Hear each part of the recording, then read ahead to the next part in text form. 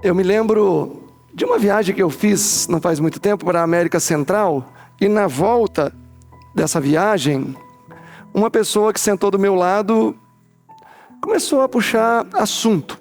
Era uma senhora. E aí ela falou: "Você é cristão?" Eu falei: "Sou." "Você é missionário, alguma coisa assim?" Eu falei: "Sou missionário." Aí ela: "Olha, você sabia que da minha profissão tem muita coisa na Bíblia?" Eu falei: "É?" Ela falou: "Sim." Ela trabalhava com psicografia. É um ramo do espiritismo, né? E aí ela tentou me convencer que o psicografismo está também na Bíblia. E ela tentou me convencer que, por exemplo, a inspiração que os profetas recebem é semelhante, etc. E aí eu me lembrei daquele texto de 2 Timóteo 2,15. "Procura te apresentar-te diante de Deus aprovado, como alguém que maneje bem a palavra da verdade." Deixa eu ler esse texto para ler ele direitinho. 2 Timóteo, capítulo 2, 15. "Procura apresentar-te a Deus aprovado, como obreiro de que não tem de que se envergonhar, que maneje bem a palavra da verdade." E aí, enquanto ela trouxe ali a sua explanação, eu fiquei pensando: o que eu vou falar para ela? Não é um assunto que a gente está acostumado todos os dias, não era uma companheira de viagem também, que a gente tem em todas as viagens.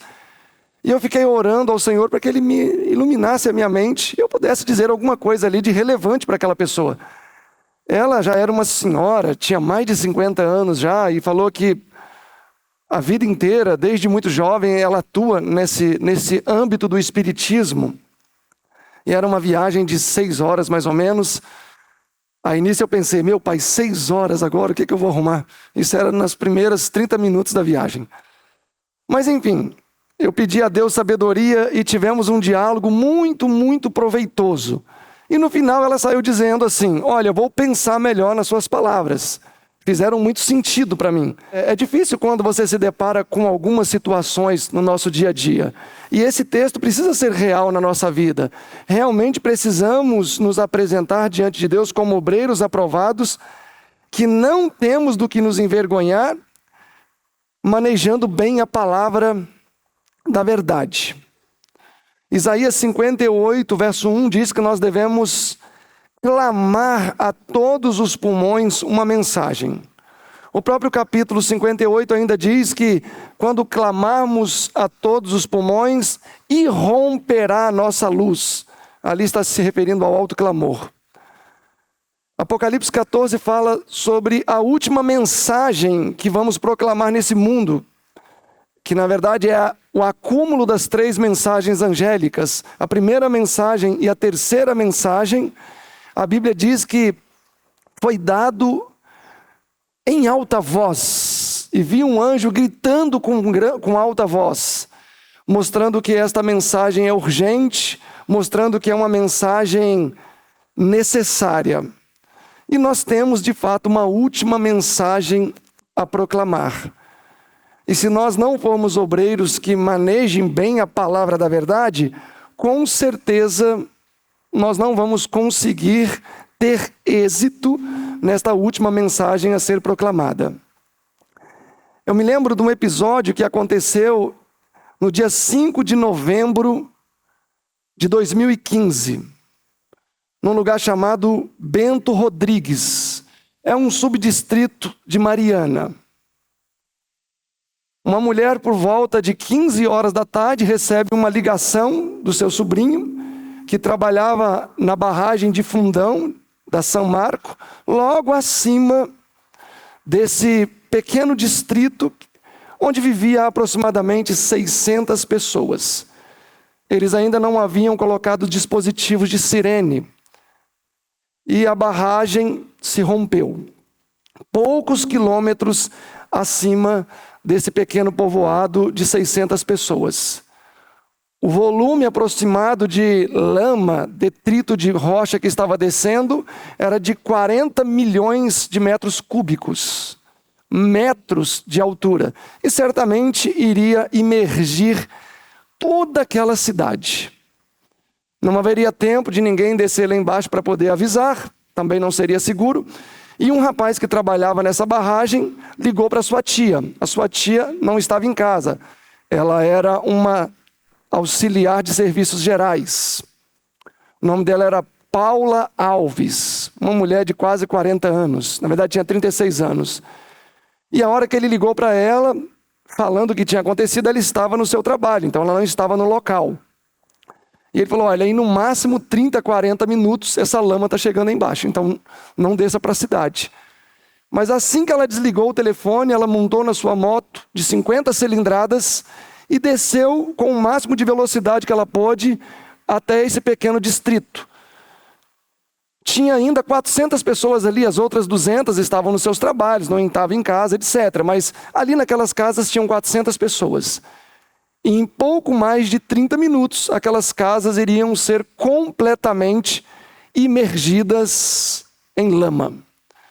E essa mulher pegou na via principal, buzinando e gritando que a barragem tinha se rompido e que as pessoas deveriam fugir. E ela subiu e desceu várias vezes a pequena rua central daquele distrito, falando, a barragem rompeu, fujam, a barragem rompeu, fuja. Alguns que ainda ali ficavam, talvez duvidando da palavra dela, ela puxava pela mão e ia enxotando praticamente as pessoas da cidade. E das 400 pessoas que ali estavam, somente 10 não conseguiram se salvar. Alguns, por serem idosos, não conseguiram se locomover a tempo. Tinha uma mulher gestante também que não conseguiu se mover a tempo. Talvez um ou outro que não acreditou no que aquela mulher estava falando, acabou sendo soterrada ali em metros de lama. Interessante que quando nós temos uma mensagem na qual acreditamos, que temos certeza que ela é verdadeira, nada nos inibe, nada nos intimida. Nós realmente entregamos aquela mensagem com toda a urgência que a mensagem requer. Se essa mulher não tivesse sido tão audaciosa quanto foi, 400 pessoas teriam perdido a vida. Ela foi até condecorada pelo governo mineiro, em 2015, como a heroína do ano. E ficou sendo chamada pelos vizinhos, carinhosamente, como a sirene humana. Era a buzina da sua moto e ela gritando o mais alto que ela podia. Nós também temos uma última mensagem importante a anunciar. A diferença é que não é somente um distrito, ou uma cidade, ou um povoado que corre risco. É o planeta inteiro. Não são somente 400 pessoas que estão em risco de perder a vida, são milhões e milhões e milhões de pessoas. Nós temos uma mensagem tão urgente quanto Paula Alves teve. No entanto, a nossa mensagem tem uma consequência de âmbito permanente, eterno. É interessante pensar que muitas vezes nós somos tímidos quando temos que falar da palavra de Deus. Quando eu me sentei naquele avião e aquela senhora se sentou do meu lado e ela me olhou, perguntou se eu era teólogo, eu fiquei pensando, o que ela vai falar depois disso? Eu falei, sou. Mas eu me senti inseguro quando ela começou a falar. E eu pensei, nossa, mas eu não posso me sentir inseguro, eu sou um representante do reino de Deus. Eu preciso aproveitar esta oportunidade para levantar, hastear a bandeira do príncipe Emanuel ao nível em que deve estar. E falei com toda ousadia que eu podia. Porque se nós não falarmos, as pedras clamarão. E eu fiquei pensando nessa história dessa mulher. Ela até se candidatou a vereadora e talvez deve ter até ganhado. Se eu estivesse lá, eu teria votado nela. Já se envolveu com a política. Mas, irmãos, Deus tem uma mensagem urgente, a qual Ele colocou na nossa mão como povo. E essa mensagem precisa ser proclamada. Essa mensagem precisa ser dada, como diz Isaías 58, a todos pulmões, clamar em alta voz. Essa é a nossa missão como povo adventista do sétimo dia. É triste quando olhamos para as oportunidades que nós temos. Eu não sei quantos viram uns anos atrás, quando o Arautos do Rei fez uma apresentação no Fátima Bernardes. Eu acho que foi a pior música que eu já ouvi do Arautos do Rei na minha vida. Ficou uma harmonia não ficou muito boa. O rapaz lá, o primeiro tenor, mais gritava do que cantava. Tanto que, assistam esse vídeo depois, as pessoas ficavam assim, ó, com aquela cara de surpresa, porque eles estavam ali comemorando uma premiação mundial que eles tiveram. E as pessoas estavam surpresas como fizeram uma apresentação tão deficiente. Aí eles foram querer falar mais alguma coisa, a Fátima Bernardes até cortou eles no final, obrigado, foi muito lindo, enfim. Poderiam ter aproveitado aquela oportunidade para exaltar a cruz de Cristo, mas começaram a se exaltar, a exaltar as suas próprias vozes, e o negócio foi feio. Então Deus tem uma mensagem especial para cada um de nós, e é o que eu queria estudar com vocês nesta manhã. A mensagem especial que Deus tem para cada um de nós.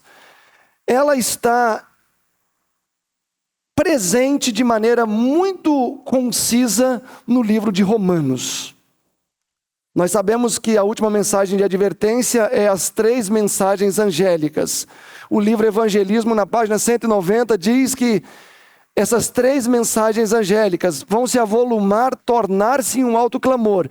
E esta é a mensagem da justiça de Cristo, a justificação pela fé. Eu gostaria de estudar com vocês esse tema a partir do livro de Romanos. No entanto, eu gostaria só de dar o contexto do livro de Romanos para vocês, a fim de que vocês apreciem melhor o capítulo que nós vamos abordar do livro de Romanos. Paulo fez 3 viagens principais. Essas 3 viagens tornaram-se o dorso das suas atividades missionárias. A primeira foi do ano 45 ao 47, ele foi para a região da Galácia e fundou a Igreja dos Gálatas. A segunda foi do ano 49 ao ano 52, nessa viagem ele foi para a região da Ásia Menor e deu uma beliscada na região da Macedônia. Nessa viagem ele fundou algumas igrejas, a Igreja dos Tessalônicos, etc. Ele fez uma terceira viagem que foi do ano 53 ao ano 58. E foi nesta viagem, no final da sua terceira viagem, que ele escreveu o livro de Romanos. Esse livro foi importante porque ele apresentou o Evangelho a Roma sem nenhuma necessidade de tratar um problema na igreja de Roma. A carta que ele escreveu aos Efésios, ele tratou o problema da divisão. A carta que ele escreveu aos Filipenses, ele tratou o problema da perseguição. A carta aos Colossenses, ele tratou sobre falsa teologia. Ou seja, cada uma das cartas de Paulo, ele teve uma intenção específica, tratar um problema. E de alguma maneira, pelo fato de ele restringir a carta a tratar daquele problema, ele não podia apresentar de maneira ampla no seu evangelho, como ele fala em Romanos. No entanto, a carta aos Romanos não tinha nenhum problema específico que Paulo teria que tratar.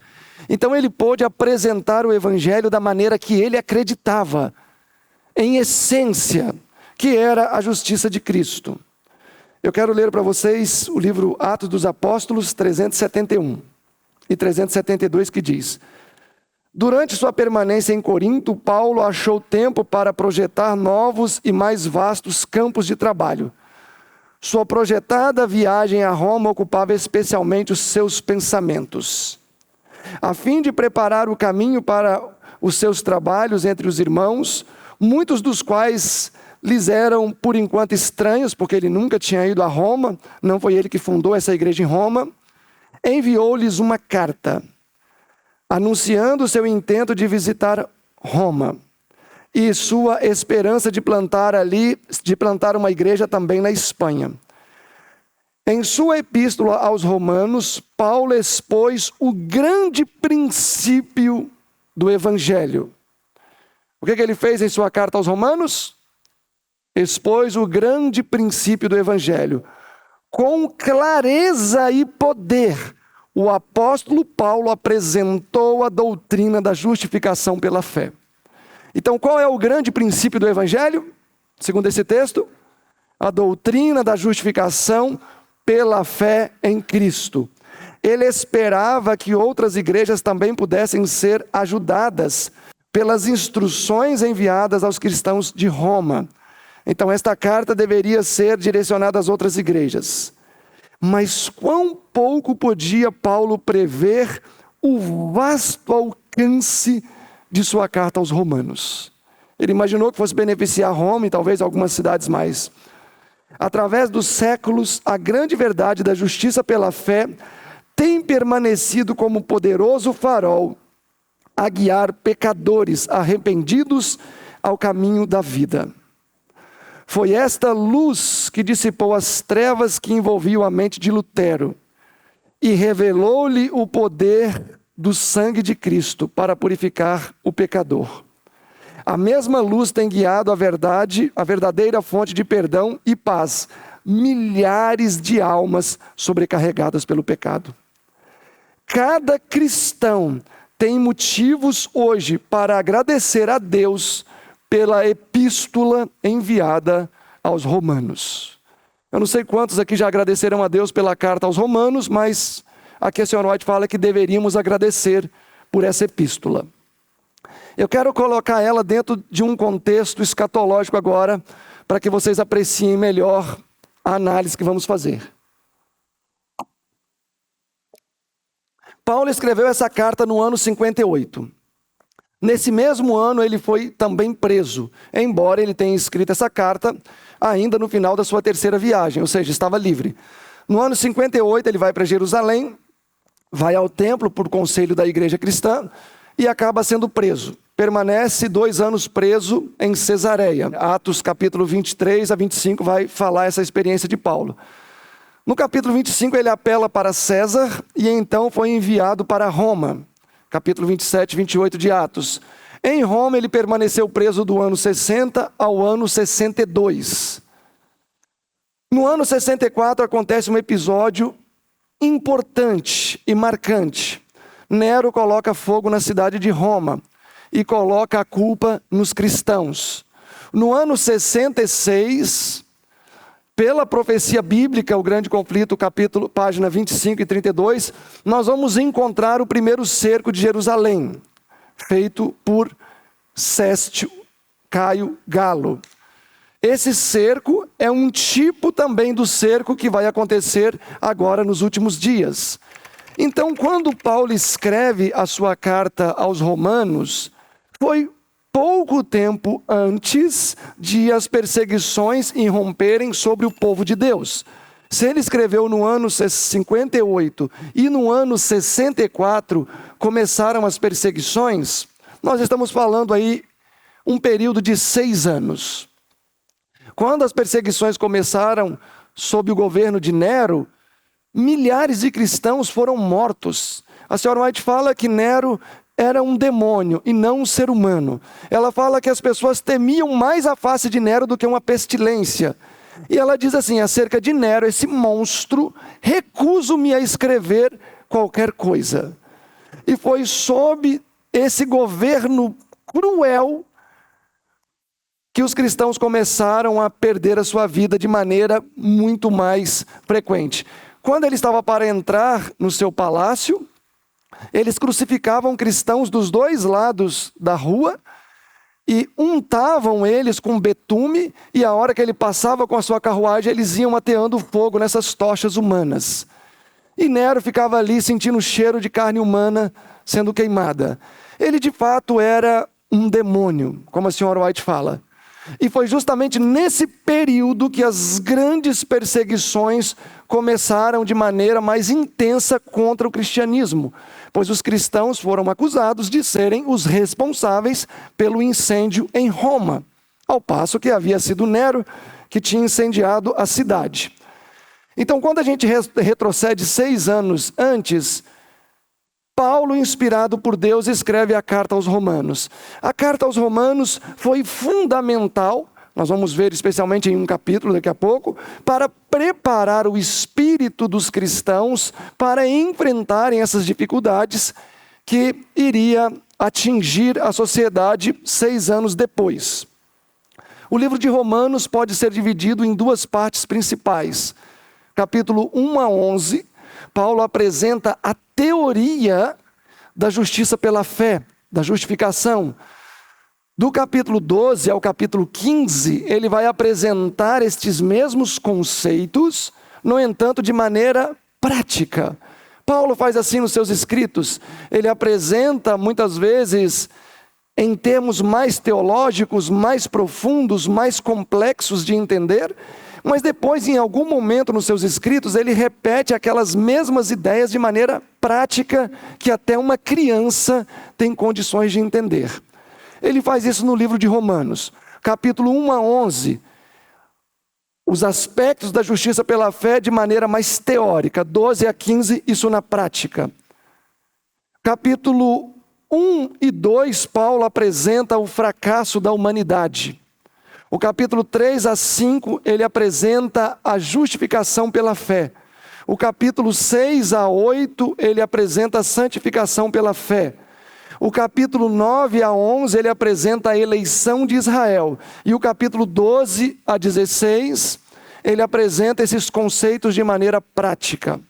Ou um esboço ainda mais resumido. O capítulo 1, Paulo apresenta o fracasso dos gentios. O capítulo 2, Paulo apresenta o fracasso dos judeus. O capítulo 3, Paulo mostra que gentios e judeus fracassaram. E ambos precisam de justificação pela fé. O capítulo 4, Paulo apresenta a obediência como selo da justiça pela fé. O capítulo 5, ele faz uma síntese da justificação pela fé. Capítulo 6, santificação pela fé. O capítulo 7, a condição da natureza humana.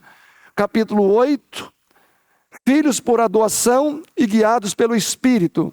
O capítulo 9 e 10, Israel literal e Israel espiritual. O capítulo 11, a rejeição dos judeus e a aceitação dos gentios. O capítulo 12, a prática da justiça pela fé. Capítulo 13, submissão às autoridades civis.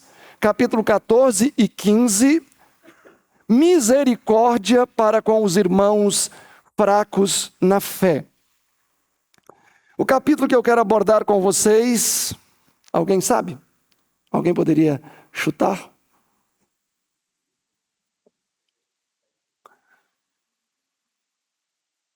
Qual capítulo vocês acham que nós vamos avaliar? Nós vamos analisar em 27 minutos, então não pode ser um capítulo muito complexo, né? Quando você tem uma mensagem a dar e o tempo é curto, você só grita o essencial. Corre que a lama está vindo.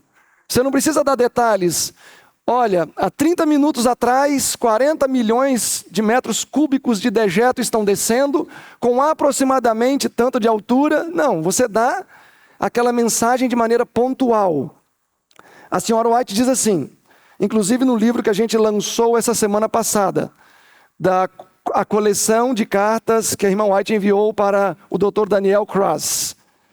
Página 37, eu já estou usando o livro, não percam ele. Diz assim: para todos os que são membros do corpo de Cristo, eu imploro, estudai o capítulo, para todos os que são membros do corpo de Cristo, eu imploro. Ela usa uma palavra forte, ela implora. Eu imploro, estudem o capítulo 12 de Romanos. A irmã White implora, ela fala, eu imploro que vocês estudem o capítulo 12 de Romanos. Manuscrito 50 de 1903, ela diz também, um estudo do capítulo 12 de Romanos seria muito proveitoso para todos nós. Este capítulo é um sermão do apóstolo Paulo, que foi escrito para nossa instrução nos últimos dias. Então, naturalmente, o capítulo 12 de Romanos é um capítulo importante. de todos os 16 capítulos do livro, este é o capítulo que a senhora White enfaticamente orienta que devemos estudar. E aí eu gosto de estudar o capítulo 5, né, os conceitos basilares da justificação pela fé. Mas por que eu não gosto do capítulo 12? Vocês já ouviram muitas pessoas usar o capítulo 12 para falar de justificação pela fé? Não é comum. Porque, na verdade, o capítulo 12, ele tem a ver com o nosso dia a dia, com as nossas escolhas diárias, com a minha atitude para com o irmão, esposa, esposo, filhos, colegas, tem a ver com o nosso dia a dia. Ou seja, o capítulo 12, ele nos confronta, não naquilo que temos de conhecimento, mas naquilo que nós somos como pessoa. Todos os que fazem parte do corpo de Cristo, eu imploro, estudem o capítulo 12 de Romanos. O capítulo 5 é importante, ele vai lançar os marcos principais da justificação pela fé. Capítulo 8, capítulo 6, santificação pela fé, são capítulos importantes. 9 a 11, a história de Israel sendo reproduzida na vida da igreja cristã nos nossos dias. No entanto, o capítulo 12 tem verdades importantíssimas para nós que vivemos nos últimos dias. E, na verdade, isso foi importante para a igreja no primeiro século também. O que aconteceu de importante no ano 70? A destruição de Jerusalém. Mateus 24, Marcos 13, Lucas 17, 21, vai conectar a destruição de Jerusalém do ano 70 à destruição do fim do mundo nos nossos dias. Quando Paulo escreveu essa carta, não foi muito longe do ano 70. Foi há 12 anos do ano 70.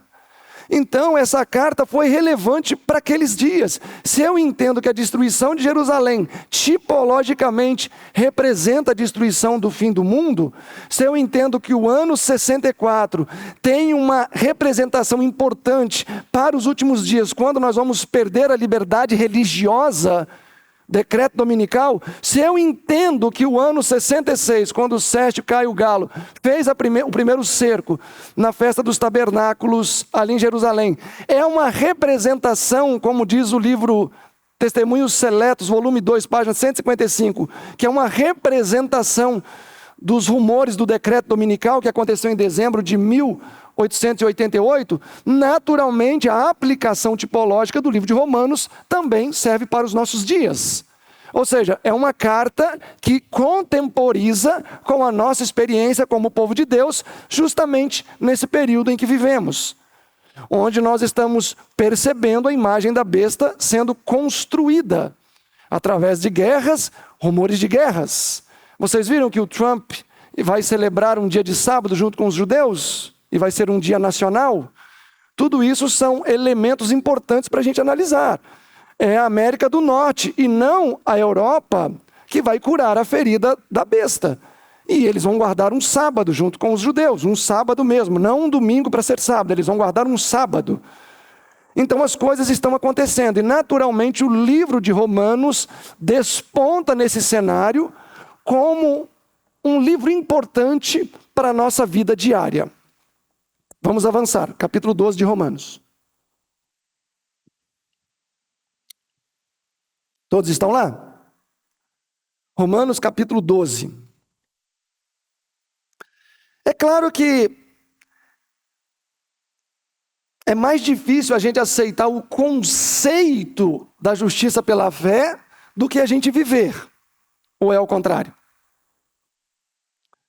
Irmãos, aqui em Romanos, eu julgo que existem os versos mais difíceis para a gente cumprir na nossa vida. E é isso que nós vamos ver agora. Capítulo 12, verso 9. O amor seja não fingido. Aborrecei o mal e apegai-vos ao bem. O que é amor não fingido? Será então que existe amor fingido? Se Paulo está falando que o amor não deve ser fingido, é porque existe o amor fingido. O que é amor fingido, então? O que vocês acham que é o amor fingido? O amor fingido é aquela pessoa que te abraça, te beija, está junto com você, e a hora que você dá 2 passos, ela pega uma adaga desse tamanho e empurra nas suas costas. Isso é amor fingido. Eu quero que vocês percebam o seguinte aqui comigo, especialmente o capítulo 12. Paulo já apresentou esses conceitos de o amor não ser fingido, por exemplo, na Bíblia, aqui no livro de Romanos, na verdade. Então, todo aspecto que Paulo mencionar aqui no capítulo 12, do verso 9 a 21, são coisas que ele mencionou, talvez de maneira mais teórica, no próprio livro de Romanos. Por exemplo, o capítulo 2, amor não fingido. O que os judeus diziam? Olhem aí o capítulo 2, se isso aqui não é amor fingido. Olhem aí o capítulo 2 do livro de Romanos.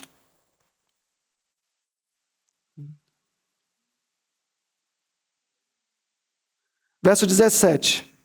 Eis que tu que tens por sobrenome judeu, e repousas na lei, e te glorias em Deus, e sabes a sua vontade, e aprovas as coisas excelentes, sendo instruído por lei, e confias que és guia, ou seja, eles diziam que eram guia dos cegos. Quem são os cegos? Os gentios. Luz dos que estão em trevas, instrutor dos nécios, mestre de crianças, que tens a forma de ciência e da verdade na lei. Tu, pois, que ensinas a outros, não ensina a ti mesmo? Tu que pregas que não se deve furtar, furtas? Tu que dizes que não se deve adulterar, adulteras? E aí segue descrevendo uma série de questões, em que, muitas vezes, na frente, o judeu demonstrava ser uma coisa, mas pelas costas era uma coisa completamente diferente. O próprio Pedro, a gente sabe que fez isso. Enquanto os líderes judeus não haviam chegado em Antioquia, Pedro convivia com os gentios. A hora que esses líderes judeus chegaram, o que ele fez? O texto diz que ele começou a dissimular. Ou seja, na frente eu sou uma coisa, pelas costas eu sou uma coisa bem diferente. É isso que Paulo está ensinando aqui. Verso 2. Amai-vos cordialmente uns aos outros com amor fraternal, preferindo-vos em honra uns aos outros. Vocês acham que esse texto aqui é fácil de viver? Olha, a primeira parte talvez, né? Amar cordialmente. Mas a segunda parte, vocês acham que é fácil ter a outra pessoa em maior honra do que eu? Uma pessoa prega, e aí eu venho, o Carlos Ribeiro vem aqui e prega, e o segundo sermão é o meu. E aí as pessoas começam a falar, nossa, que sermão que o Carlos pregou, eu vou tomar decisões, eu vou mudar de vida, e ninguém fala do meu sermão. Biblicamente falando, qual deveria ser o meu sentimento nesse momento? Biblicamente falando, glória a Deus, porque ele alcançou um objetivo. Mas comumente, se não vigia, acontece o quê? A sementinha do mal palpita no coração. E aqui Paulo está dizendo que um dos aspectos da justiça pela fé é sempre esperar que o outro seja mais honrado do que você, e não você ser mais honrado. Mas isso é muito difícil. Talvez, a gente pode até pensar, eu não tenho esse problema. Mas uma coisa eu tenho concluído. Existem campos no nosso coração que são completamente desconhecidos para nós mesmos. Completamente desconhecidos. Completamente. E se nós não averiguarmos com muito cuidado, com a lupa do Espírito Santo, nós vamos manter no nosso caráter sementes do mal hibernando, que no momento certo elas vão despertar e produzir o seu fruto.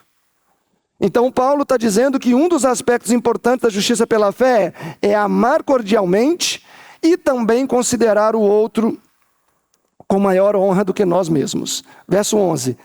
Não sejais vagarosos no cuidado, sede fervorosos no espírito, servindo ao Senhor. Sabe o que a irmã White fala desse versículo 11? Alguém já leu o que ela fala sobre esse versículo 11? Qual aspecto ela está abordando aqui? Não sejais vagarosos. Ela está falando de pessoas lentas.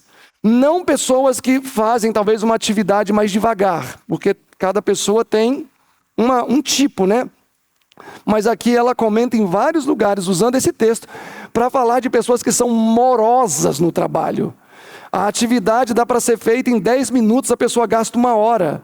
Ela fala coisas muito fortes contra essas pessoas. Que ela fala que as pessoas estão roubando a Deus e quebrando o mandamento. As pessoas que assim fazem. Então, até ser dinâmico no nosso trabalho está relacionado à justiça pela fé. É por isso que eu acredito, irmãos, que a gente tem que tomar cuidado, porque senão o conceito do que é justiça pela fé se torna tão abstrato, que a gente não consegue nem entender. Mas ser preguiçoso no trabalho indica que você não está vivendo a justiça pela fé. Então, vamos trabalhar com diligência. Alegai-vos na esperança, sede paciente na tribulação, perseverar em oração. Vocês acham que é fácil isso aqui também? Ter esperança, é fácil ter esperança? Às vezes a pessoa espera alguma coisa 5, 10, 15 anos e aquilo não se realiza. Pacientes na tribulação. Ter paciência naquela dor de dente. Quantos aqui já tiveram dor de dente? Aquela assim de latejar. E você ali ficar paciente, não dar tiro em ninguém. É muito difícil sermos pacientes na tribulação. Verso 13. Comunicai com os santos nas suas necessidades. Segui a hospitalidade. Vocês sabem o que a irmã White fala sobre esse texto aqui? O 13? Comunicar com os santos nas suas necessidades. É quando você recebe uma bênção, você abençoa outro? É quando você tem ali 10 quilos de arroz, tenho bastante, vou dar 5 para o meu vizinho. É isso? Comunicai com os santos nas suas necessidades. A ideia desse texto, irmãos, não é dado o que sobra, é dividir o que tem. Dado o que sobra é fácil. Dividir o que tem não é tão fácil assim não. Quando você dá para a pessoa aquilo que sobra, você não está tendo a sua fé provada. O seu amor não está sendo provado. Mas agora quando você tem o suficiente, e aquele suficiente ainda é dividido no meio, é igual a viúva lá de Sarepta. Elias, eu não tenho praticamente nada. O que eu tenho é quase, não é o suficiente para eu e meu filho. Ela fala, então ele falou, é metade disso aí que eu quero então.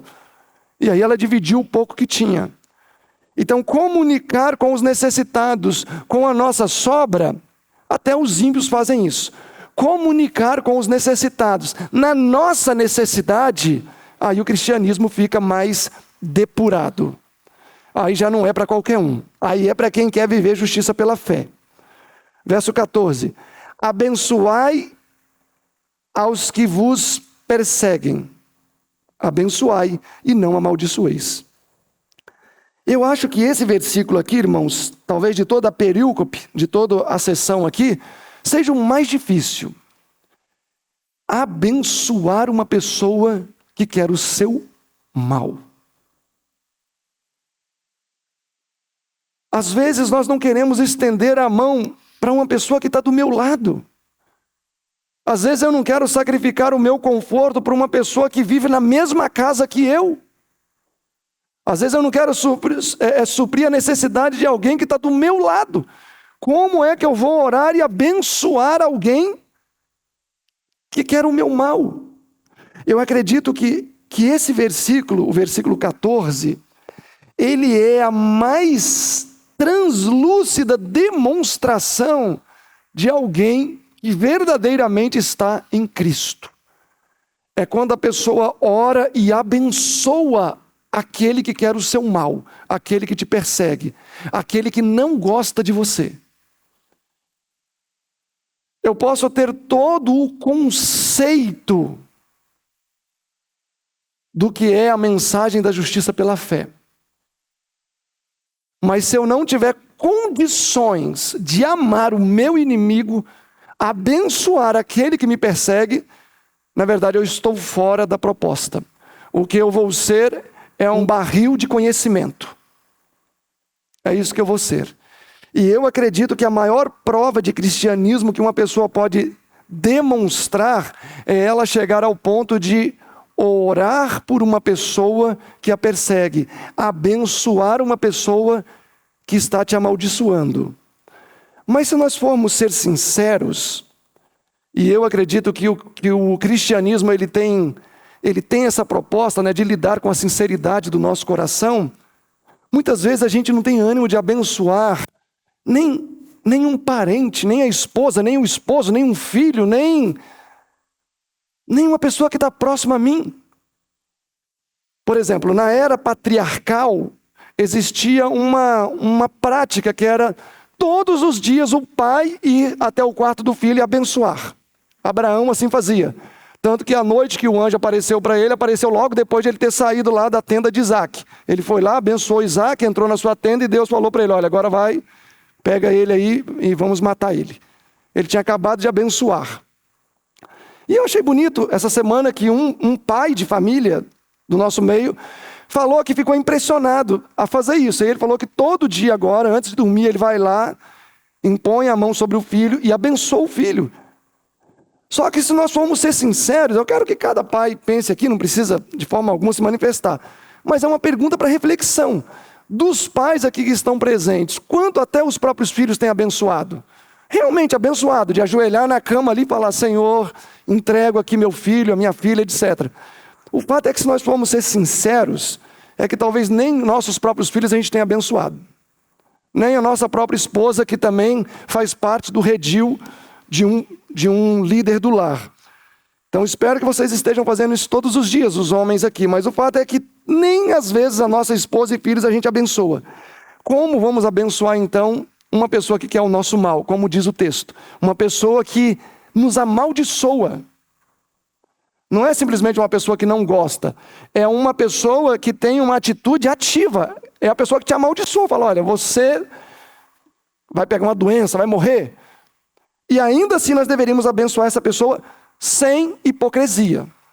Não é abençoar com a boca e lá no coração pensar, nossa, tomara que ele tope o dedão e arranque a unha. Tomara que ele tenha um câncer daquele lá do 3º grau. Não é esse não, é abençoar de coração, querendo que aquela pessoa esteja onde? Em um nível acima de você. Vocês não acham que isso é a loucura do evangelho? Eu olhar uma pessoa que não gosta de mim, que me difama, que me amaldiçoa, e olhar para ele e pensar no meu coração, eu queria que ele estivesse acima de mim. Aí reside a verdadeira essência do evangelho. Mas se eu não tenho esse sentimento, volto a dizer, por pessoas que estão do meu lado, como eu vou fazer isso com o meu inimigo? Verso 15. Alegrai-vos com os que se alegram e chorai com os que choram. O texto aqui está expressando a necessidade de empatia.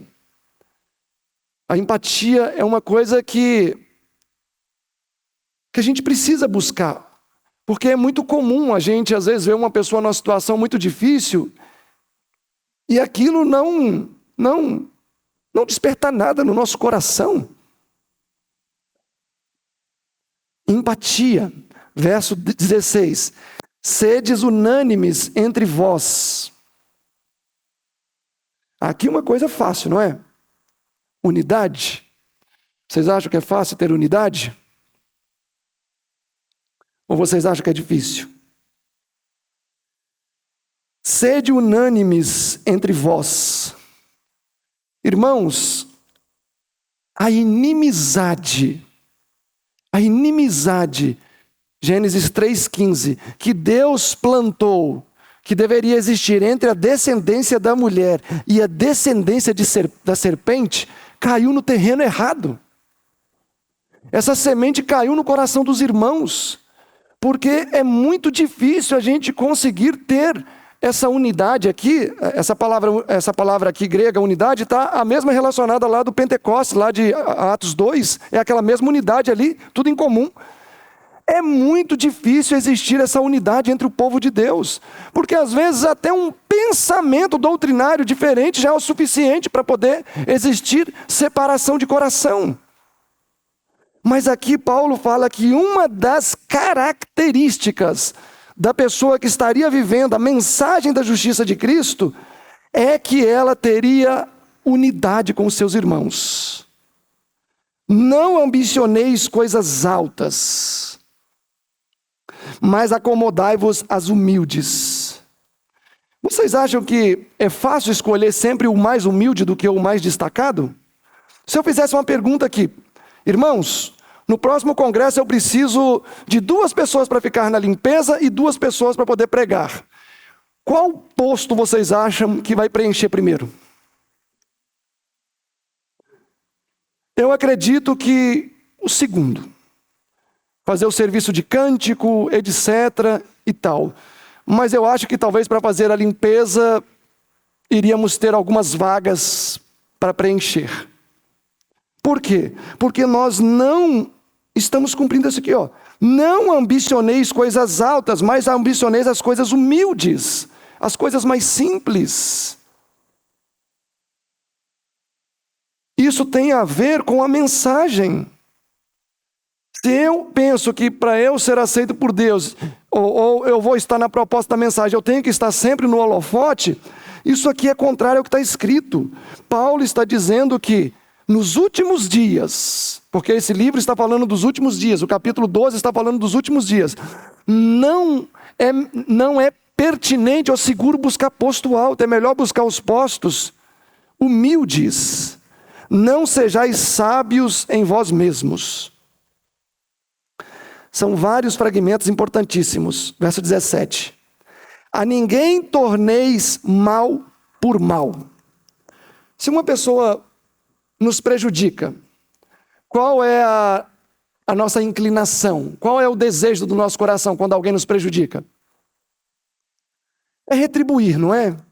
Infelizmente, eu não sei vocês, mas isso está na minha natureza. Espero que só esteja em mim, não esteja em vocês.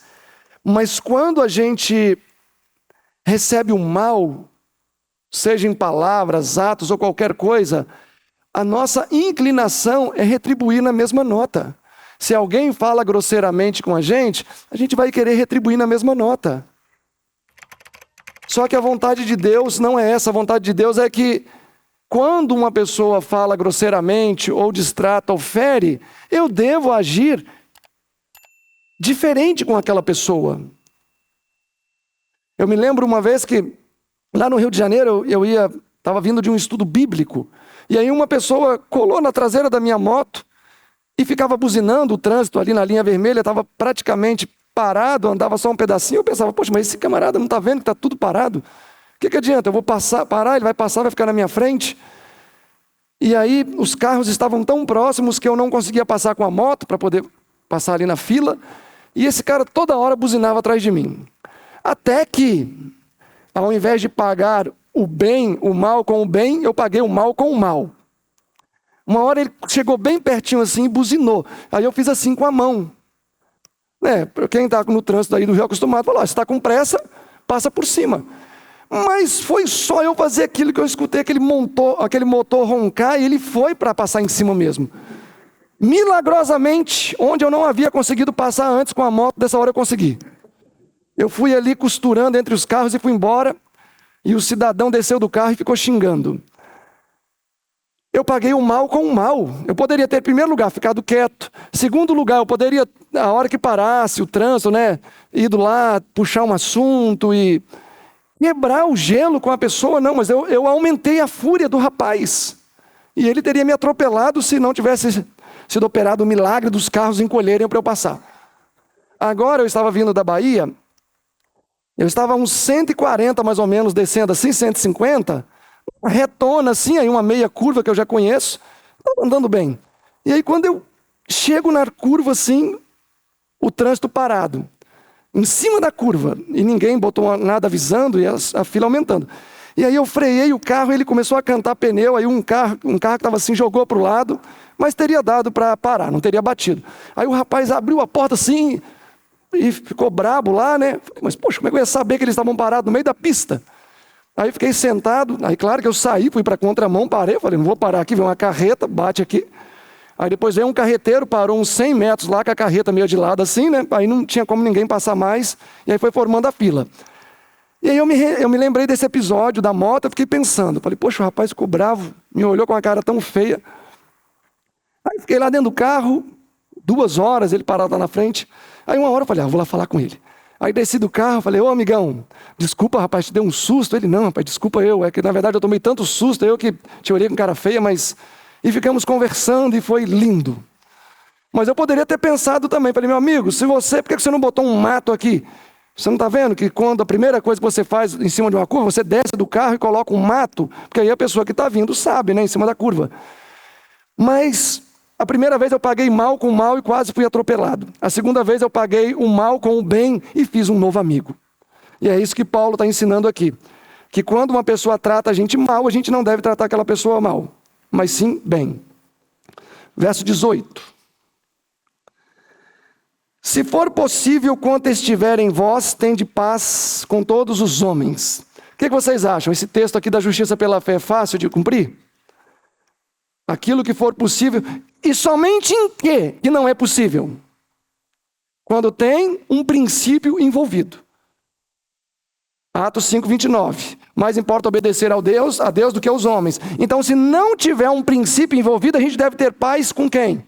Com todos.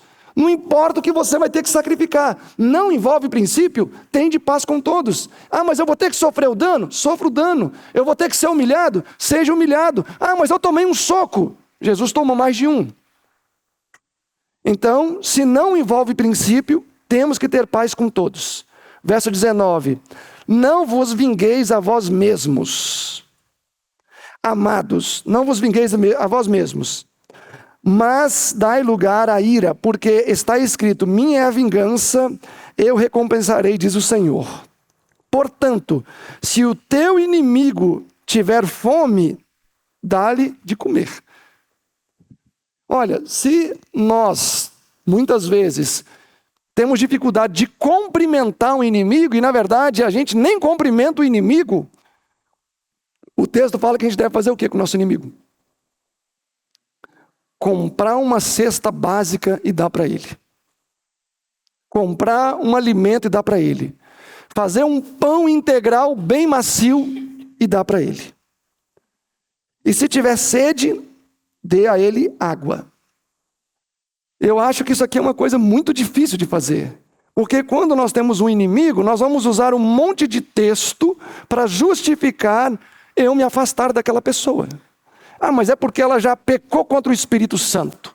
Uma vez eu estava conversando com umas pessoas para a gente orar por uma pessoa X, uma pessoa muito difícil. E uma pessoa falou assim, mas eu não tenho motivação de orar por esse irmão mais não. Eu acho que ele já foi longe demais.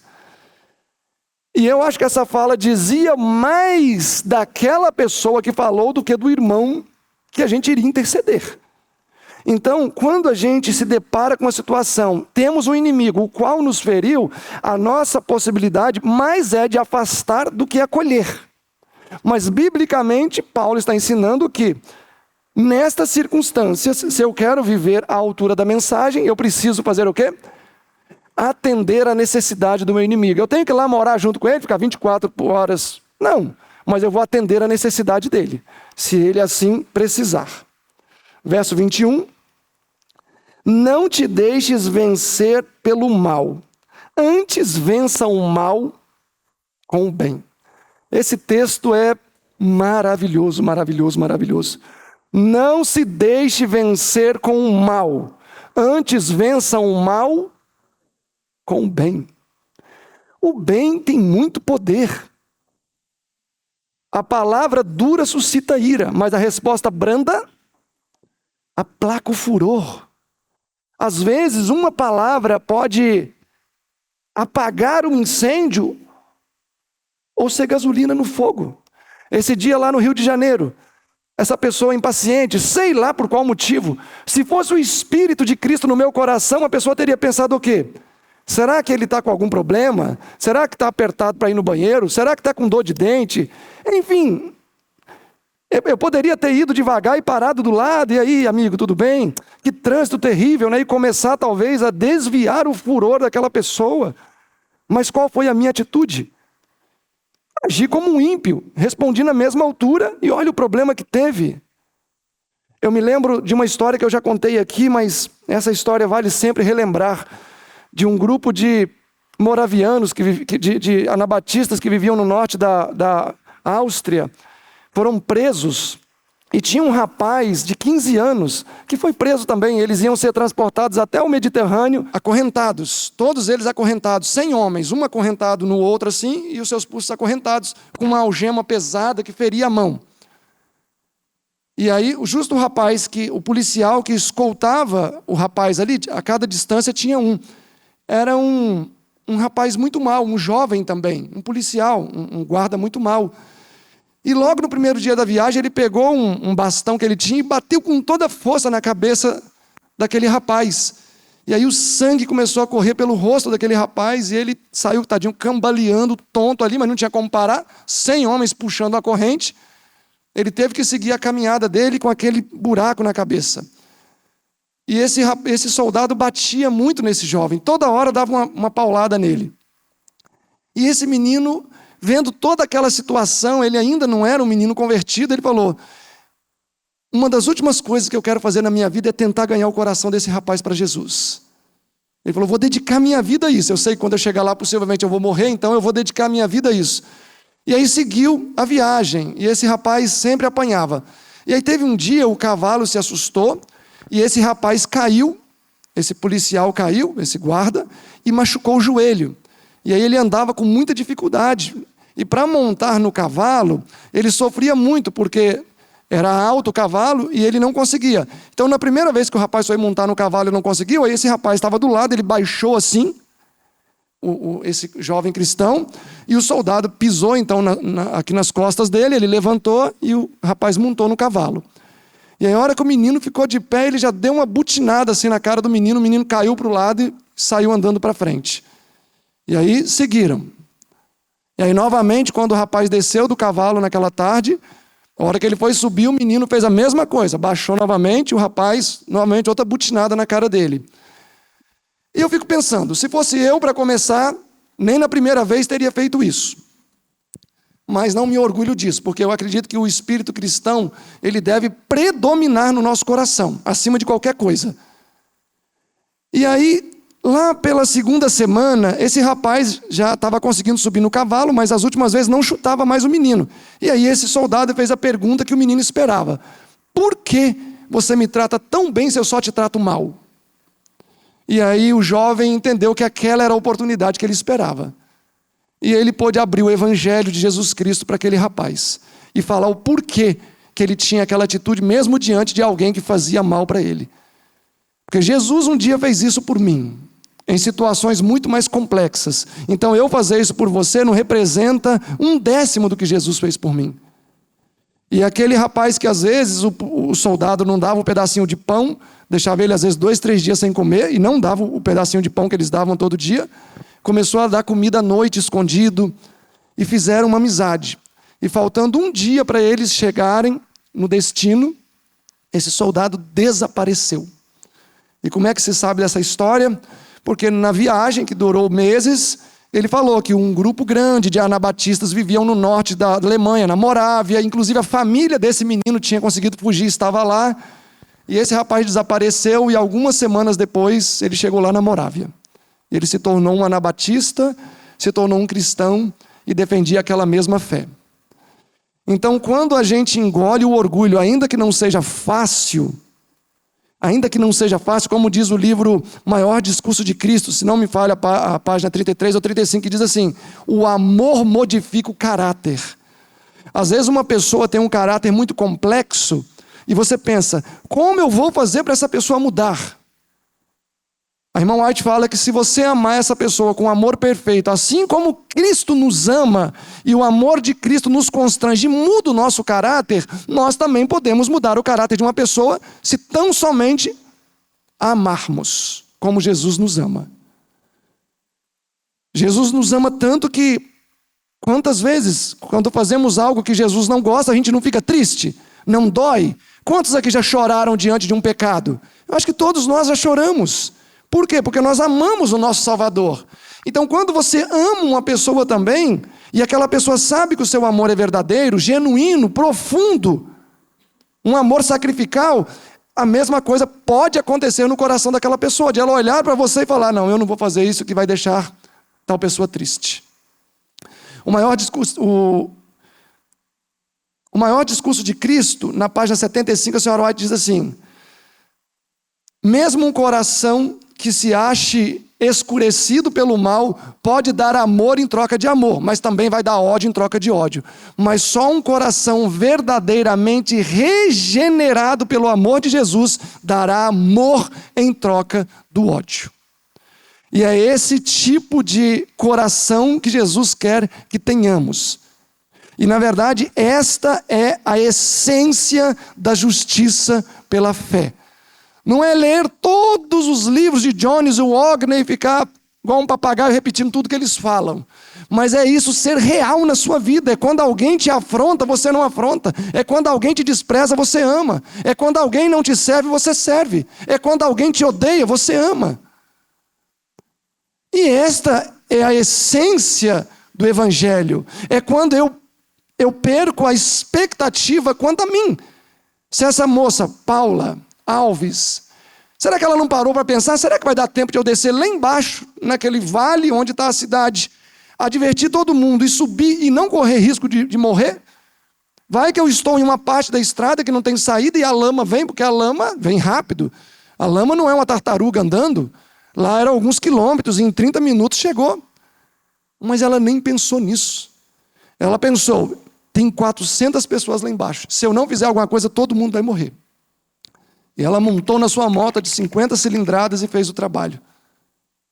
Então, se não entendermos, irmãos, que é necessário que o Evangelho produza os verdadeiros frutos no nosso coração de abnegação e serviço pelo nosso próximo, a nossa carreira religiosa vai ser uma carreira em vão, falsa. Ela não vai nos levar à recompensa, que é a vida eterna com o nosso Salvador. Por isso que eu entendo que a teoria do Evangelho, da justiça pela fé, que é o que estamos falando, é importante. Romanos 5, Romanos 3, Romanos 8, Romanos 11, a nossa aceitação ali no lugar dos judeus. Mas se isso não se torna em fatos na nossa vida diária, que valor isso vai ter? Se a hora que alguém fala uma coisa, eu respondo como um dragão nervoso, ou às vezes eu nem respondo mal, mas o meu coração completamente contaminado por sementes do mal, que valor vai ter a minha vida religiosa? Fecho com um texto da senhora White, que para mim, eu acho que é o pior texto que ela escreveu.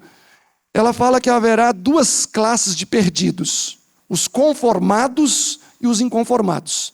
Os conformados são aqueles que vão dizer assim, eu mereço isso mesmo, eu não presto mesmo. Os inconformados serão aqueles que nem viveram um mundo e nem vão alcançar os céus. Ou seja, é aqueles que viveram o cristianismo pelas meias. Nem vai aproveitar o mundo, as bebidas, as danças, as mulheres e as mulheres, os homens, correr atrás do vento e nem vai para o céu. Por quê? Porque ficou segurando a coroa da vida e a coroa da terra. E para essas pessoas vai ser mais frustrante, por quê? Porque viveu uma vida de privações para algo melhor, mas não alcançou esse algo melhor. É por isso que toda renúncia em prol do reino de Deus não é sacrifício, é investimento. Às vezes a gente fala assim, eu deixei tudo por Cristo. Deixou o quê? O que ele deixou por Cristo? Deixei de beber. Olha, grande coisa, a pessoa não deve nem nunca beber mesmo.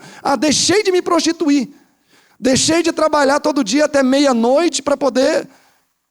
Irmãos, nunca a gente deve dizer que eu fiz sacrifícios por Jesus, porque quem fez o sacrifício foi Ele. Ele sim que tinha 100% uma situação estável e foi para uma situação instável. No nosso caso não. No nosso caso nós fizemos investimentos, então eu não sacrifiquei, eu investi. Então nunca diga assim, eu sacrifiquei isso por Cristo. Não, eu investi por Cristo. Eu deixei de beber e estou investindo na cruz, vou ter melhor saúde, mais neurônio. Eu deixei de comer carne e investi na cruz. Vou ter um estômago melhor, sangue melhor. Parei de dormir de madrugada vendo filme e agora durmo cedo e vou ler a Bíblia. Estou investindo na minha intelectualidade, aumentando o meu QI.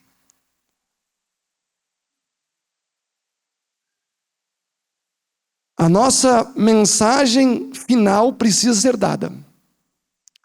E se nós realmente não colocarmos isso como uma prioridade na nossa vida prática, ver o evangelho na prática, ver, olha que lindo aquilo ali, olha que lindo aquilo outro, isso é a maior pregação. Teve num dos congressos aí, uma pessoa falou assim: irmão, olha, o sermão foi bom. Eu acho que era até o Daniel Miranda que estava. Foi lindo, mas para mim isso não foi a coisa que mais pregou para mim. Eu falei: o que foi, irmão, que mais pregou? Ele falou: a limpeza. Ele falou: eu nunca vi um lugar tão limpo. E pior, eu nunca vi pessoas tão felizes limpando. Ou seja, pregaram mais do que o palestrante internacional. A pessoa falou: se eu viesse só para ver isso, para mim estava bom, não precisava nem ter palestrante aqui. A prática do evangelho tem mais poder do que a teoria do evangelho. E Romanos 12 vem para poder trazer essa conotação. É importante a teoria da mensagem, mas Romanos 12, que é a prática, também é importante. Deus abençoe cada um de vocês e agradeço por vocês terem me ouvido pacientemente. Nosso amado Deus, que habita nos altos céus, queremos te agradecer porque o Senhor deixou na sua palavra, ensinamentos tão simples, mas com uma eficácia tão tremenda, com o intuito de nos educar. Ajuda-nos a amar quem não nos ama, a abençoar quem não nos abençoa, a ter misericórdia com aqueles que nem têm misericórdia, mas são dignos de misericórdia. Que o Senhor possa olhar para o nosso coração, limpe-o se tiver alguma sujeira, rancor, se tiver qualquer coisa que não provém do evangelho do reino, que tem a proposta de nos purificar, que o Senhor possa nos limpar, querido Pai. Tome cada pessoa aqui presente, abençoe a vida de cada um, que cada um de nós possa sair daqui com o coração cheio da sua graça. Somos gratos por tudo, em nome de Jesus, amém.